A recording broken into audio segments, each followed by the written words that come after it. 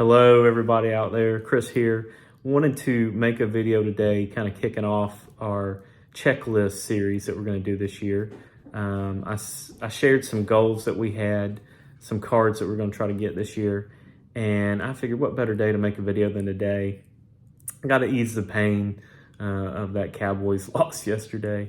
I know a lot of people love to hate the Cowboys, but that's where I grew up, and spent a lot of time there in the 90s, and I can tell you'd be a Cowboys fan too if you grew up there in the 90s. And it's learned behavior. It's part of being a Cowboys fan.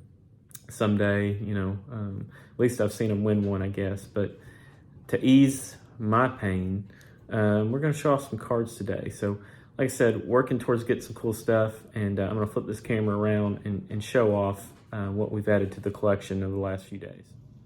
All right, so as a quick reminder, kind of what we're looking for this year for 2022. I'm not going to read it all to you, but we're looking for a couple premium Hall of Fame autos, a couple premium star autos, 6 current Hall of Fame autos, 6 future Hall of Fame autos, some cards there, working on a Topps run, some players' autos on their cards. And then, our overall goals, 72 Hall of Fame autos, 12 different Hall of Fame rookie autos, 72 Rangers autos, 2589 Upper Deck, 2590 Leaf, 20 Red Rookie, and 20 Gold Cup. And I'm pleased to say we've got some of those to check off. And our first one today is going to be this glorious Trevor Hoffman, 1992 Bowman. We sent this to a private signing, just came back at the beginning of the year. And, I didn't have a Trevor Hoffman autograph. And I figured, what better way to get it than on his rookie card. So I know people don't think of him as a Cincinnati Red, which is true. But, here it is. This is the PSA Set Registry Post-War Hall of Fame rookie card. And really, all the rest of his cards come, several years later. I think 93 Topps, maybe his first year of Topps. And so this is a card we sent to Hoffman. We'll probably add some more to our collection eventually, but good start to the year. Get to check off a big one. Next one is a card we got back in the mail. And, sneaky potential Hall of Famer. This is Davey Johnson. He signs for $5 a card. And you'll see this is actually a Gold Star, a Gold Cup rookie card from Topps. This is obviously quite some time. This is his 1967 Topps Gold Star rookie. And so I got that back from Davey, and of course I managed the 86 Mets, world champions, and really well known as a manager, but sneaky Hall of Fame candidate eventually. Got another Hall of Fame autograph, and this is Andre Dawson. Obviously, we named our dog. We just got Dawson, and this was my wife's favorite player growing up. And so this is his final Topps card. Andre Dawson does a great job of signing through his foundation. Has I'm going to go ahead and say it's my favorite Hall of Fame autograph. It's just a beautiful penmanship. You can tell he takes pride in his autograph. He signs for usually $10 a card. Just depends on kind of the type of card. I think it's $20 or $30 for a rookie card, but happy to add that to the collection. I'm checking that off the list. Here is a card I sent off some time ago and got it back this week.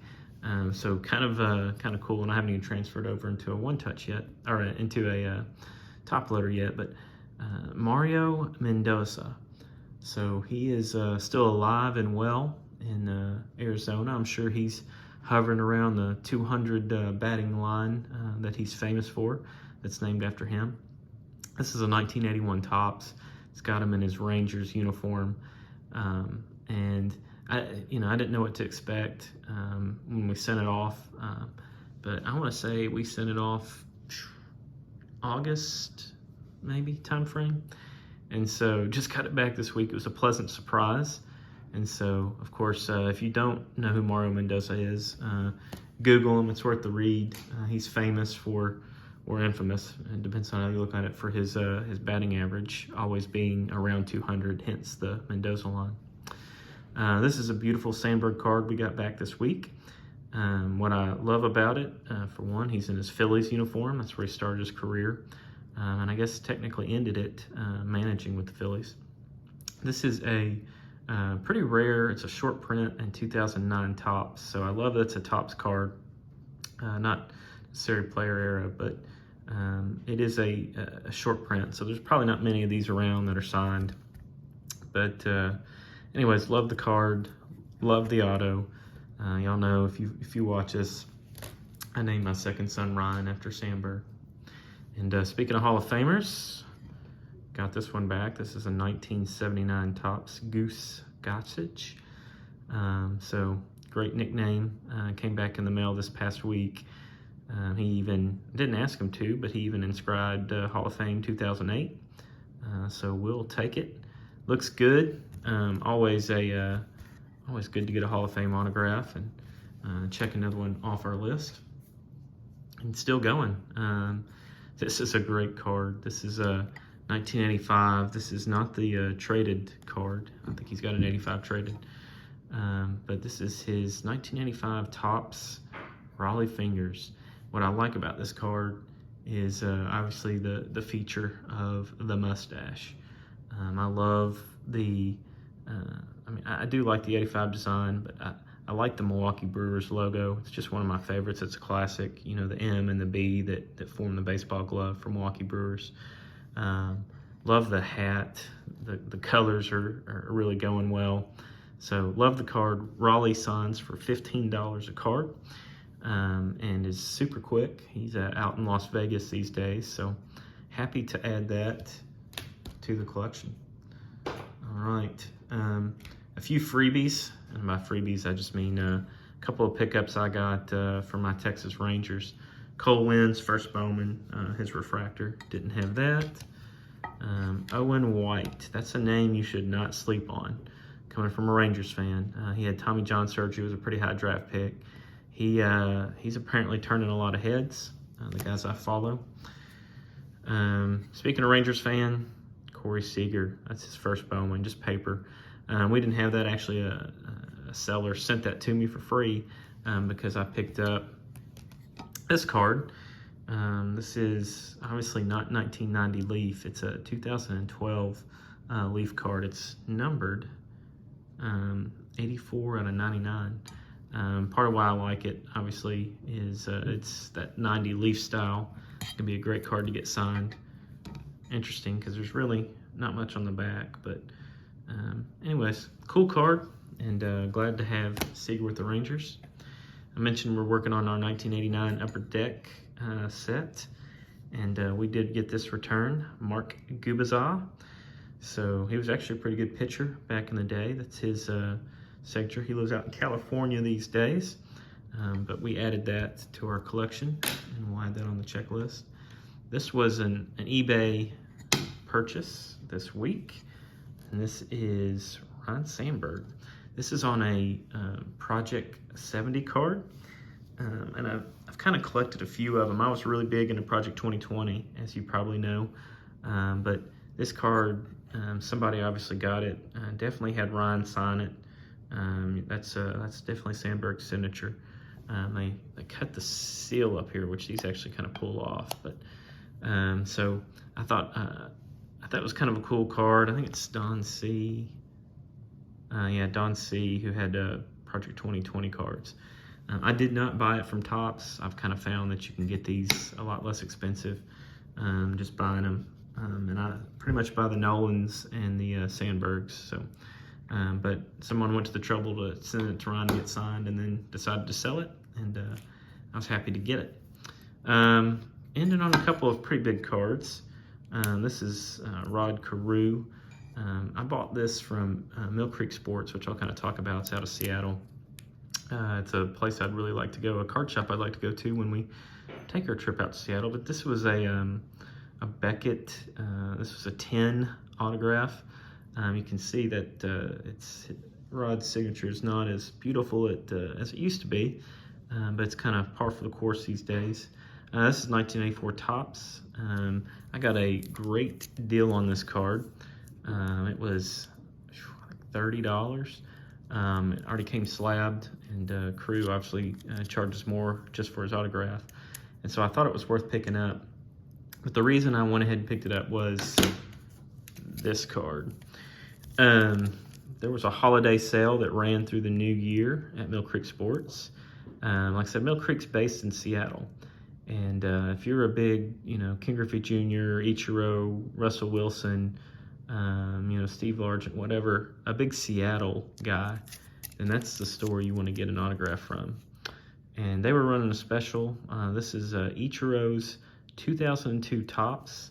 I'm not in love with I really like the card.